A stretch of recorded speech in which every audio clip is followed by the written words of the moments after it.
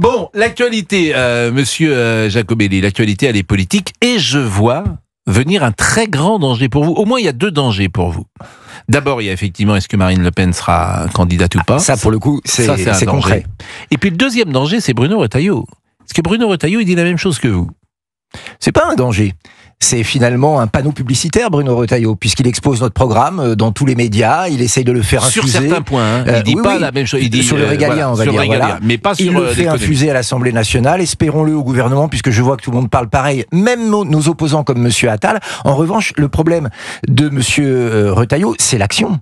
Parce que le nombre de migrants a continué d'augmenter, le nombre de régularisations qu'on nous promet avec les métiers en tension risque d'être énorme. Malheureusement, le narcotrafic continue et malheureusement, l'ensauvagement de la société n'est pas Oui, mais chacun arrêté. comprend qu'il n'a pas les moyens de mettre en place sa politique parce que il n'y a pas de majorité à l'Assemblée nationale et qu'il est dans un gouvernement aujourd'hui non pas d'union, mais en tout cas où sa pensée n'est pas majoritaire. Et oui, mais la politique, c'est aussi le courage, parfois. D'abord, le courage de s'affirmer, et puis le courage de ne pas rester... Il a du courage de s'affirmer. De ne pas rester avec une équipe qui ne va pas dans le même sens que vous, vous savez... c'est mieux de rester que d'être à l'extérieur et de ne pas peser, au moins quand il reste... Est-ce qu'il vaut mieux être inactif avec des socialistes ou attendre de pouvoir être actif dans 2 ans? Vous dites vous-même qu'il n'est pas inactif, puisque les idées, il les infuse. Bien sûr, mais c'est pour ça que je vous dis qu'il nous rend service. Mais là où il y a danger au niveau pour du concret, il n'y a pas grand-chose. Oui, mais j'entends. Mais là où il y a un vrai danger pour vous, c'est que est-ce que les électeurs ne seront pas tentés de choisir Bruno Retailleau, qui est une promesse plus douce pour le pays et plus consensuelle, et avec des résultats qui seraient équivalents avec le Rassemblement national sur le régalien, mais disons que c'est un peu plus consensuel, c'est-à-dire qu'on irait chercher Gérald Darmanin, on irait chercher Édouard Philippe, on irait chercher l'aile droite de la Macronie pour être au deuxième tour, face, pourquoi pas, au candidat du Rassemblement national. Et à ce moment-là, les Français peut-être seraient plus enclins à choisir quelque chose de plus consensuel. J'imagine que cette réflexion, vous la menez. Mais on mène toutes les réflexions, mais vous savez, oui, mais celle-là particulièrement. La publicité mensongère, elle a ses limites. C'est-à-dire que de ramener vers le camp de ceux qui ont tout raté depuis des décennies en utilisant nos arguments, je pense que les Français ne se laisseront pas avoir. Est-ce que vous croyez vraiment que quelqu'un qui a annoncé qu'au deuxième tour, plutôt que Marine Le Pen, il préférerait voter Édouard Philippe, premier ministre d'Emmanuel Macron, est-ce que vous croyez vraiment que c'est une force de rupture? Or, je crois déjà que dans un duel Retailleau-Marine Le Pen, les gens de gauche, ils voteraient davantage Retailleau, ou ils s'abstiendraient, mais ils voteraient pas Marine Le Pen. Mais attendez, je ne sais pas si c'est une bouffée d'optimisme de votre part, Pascal Praud, ou une volonté, mais le fait que Bruno Retailleau soit au second tour relève aujourd'hui de la politique fiction. Ah, pas forcément. Soyons clairs. Quand on regarde les sondages, n'oubliez jamais que Bruno Retailleau, aujourd'hui, participe à la Macronie. Il participe de ce mouvement qui a sapé l'identité de la France, l'économie de la France, la sécurité de la France. Personne n'imagine qu'il soit macronien ou macroniste. Écoutez, excusez-moi. Il est là. Vous voyez, quand vous voulez pas manger de la viande, vous rentrez pas dans une boucherie. Aujourd'hui, Emmanuel Macron a accueilli dans son équipe Bruno Retailleau, qu'il y est allé. Je comprends bien que ça vous fasse mal, mais c'est la vérité. Ça me fait pas mal du tout. Moi, ce que je veux dire, c'est que la politique, et c'est pour ça que j'ai parfois du mal à interroger les hommes politiques, tout ça, c'est des éléments de langage. Personne n'est dupe. Vous n'y croyez pas vous-même. J'y crois absolument. D'ailleurs, je vais vous dire. Vous pensez que les téléspectateurs, les auditeurs qui nous écoutent, imaginent que Bruno Retailleau, qui est simplement là depuis 4 mois, est lié au bilan d'Emmanuel Macron. Il a appelé à voter pour eux plutôt que pour nous. Donc si vraiment il avait à cœur la sécurité, la lutte contre l'immigration clandestine, il aurait appelé à voter pour les listes du Rassemblement national, pas pour les listes d'union macroniste. Donc c'est là toute l'ambiguïté, voire le cynisme de monsieur Retailleau. Il a même eu, pendant les législatives, l'occasion de soutenir Éric Ciotti, patron des LR à l'époque, qui a fait liste commune avec nous. Il est allé de l'autre côté. Vous venez de la même famille. Alors je ne viens pas des LR, mais de Debout la France. Mais je suis gaulliste de parcours. Vous venez tout ça. La vérité, c'est qu'il y a des passerelles entre alors qu'il nous rejoigne, alors qu'il appelle à faire une union avec nous, si vraiment il est sincère.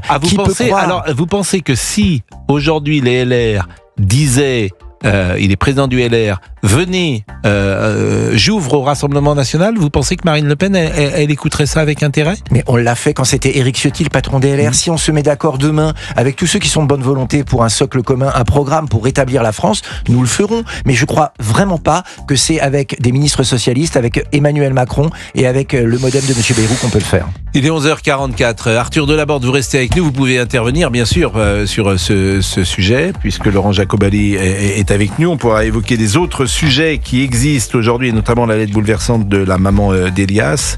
Et il y a quelque chose, moi, qui m'intéresse beaucoup, et je trouve que vous n'êtes pas beaucoup monté au créneau, le Rassemblement National. C'est le sabordage qui s'est passé à Cannes. Et pourquoi ça m'intéresse? Parce que c'est l'ultra-gauche qui a sabordé. Si c'était l'ultra-droite, les médias en parleraient beaucoup plus et différemment, avec une menace de l'extrême droite. Je trouve que ce qui s'est passé à Cannes est extrêmement grave, et que c'est minoré dans l'espace médiatique.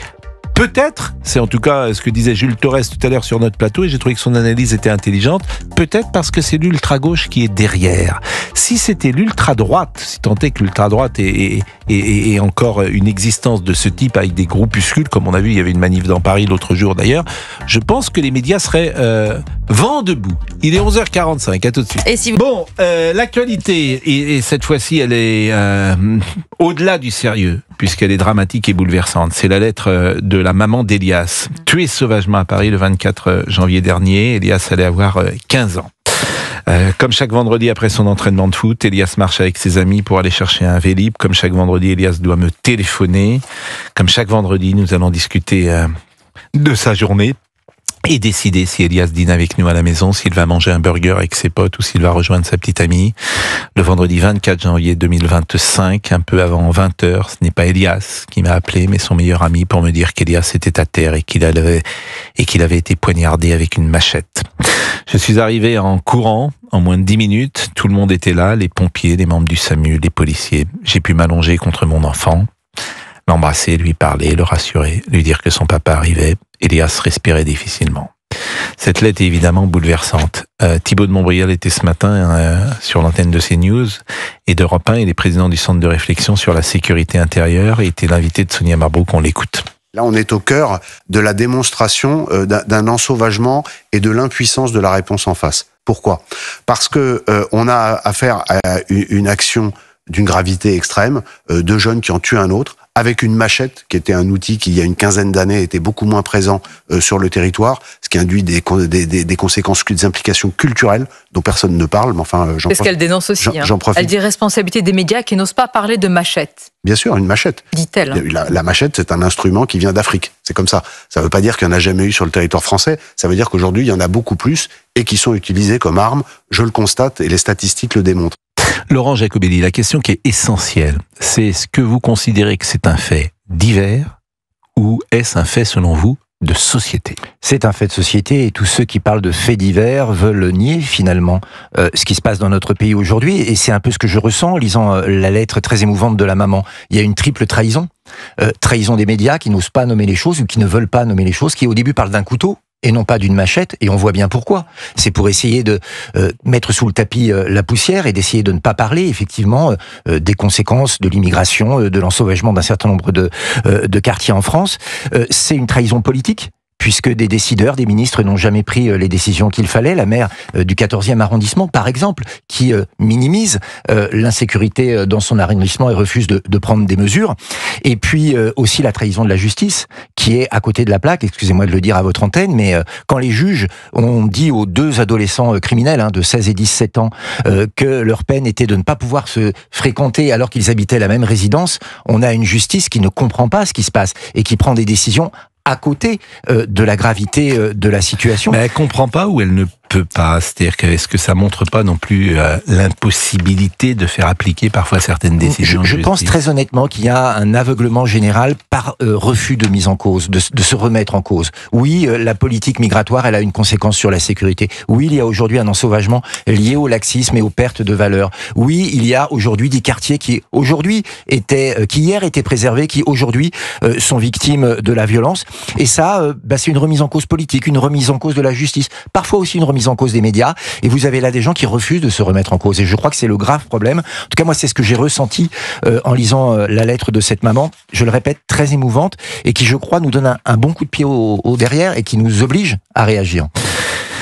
Évidemment, dans ces cas-là, si jamais Marine Le Pen est présidente de la République, ou Jordan Bardella d'ailleurs, forcément vous serez attendu sur tes sujets, et si de nouveaux faits divers ou faits de société se produisent, certains se tourneront vers vous en disant ça existe aussi sous votre mandature. Et je fais un parallèle avec Donald Trump, puisqu'aujourd'hui, après 3 mois de Donald Trump, on voit que la Russie n'a pas réussi à faire ce qu'il avait dit. On voit qu'en Israël, il n'a pas non plus réussi à faire ce qu'il avait dit, et que le politique se heurte bien souvent aujourd'hui à l'échec du résultat. La réalité est parfois plus dure que la réflexion politique. En revanche, ne rien faire serait la pire des choses. Nous avons été très clairs, notamment sur la justice des mineurs.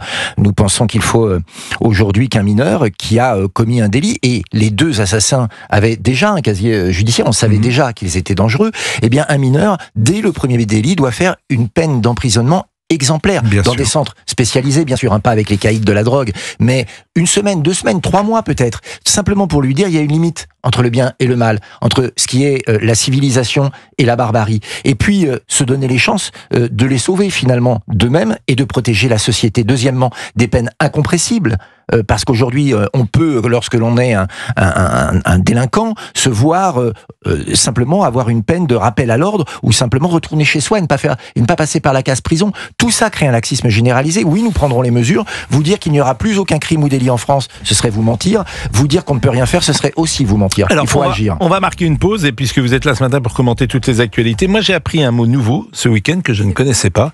Je ne connaissais pas le mot Guers. G-W-E-R. Vous le connaissez parce que vous avez 25 ans, 26. Tout à fait. 28. 26. Guer. Sérieusement, vous le connaissiez, Laurent Jacobelli, ce mot? En 2 secondes. Oui, je l'ai découvert parce qu'une humoriste, Madame Badia, l'avait utilisé dans une émission de télévision comme un propos raciste. Et Mustapha El Trassi a dit on est bien entre Guer, et donc Guer, c'est les Blancs, hein, si j'ai bien compris, hein, c'est bien ça. Et puis vous parlerez également de Mathieu Kassovitz qui a dit il n'y a plus de Français de souche, et les Français de souche sont des fins de race, qui est assez aimable d'ailleurs.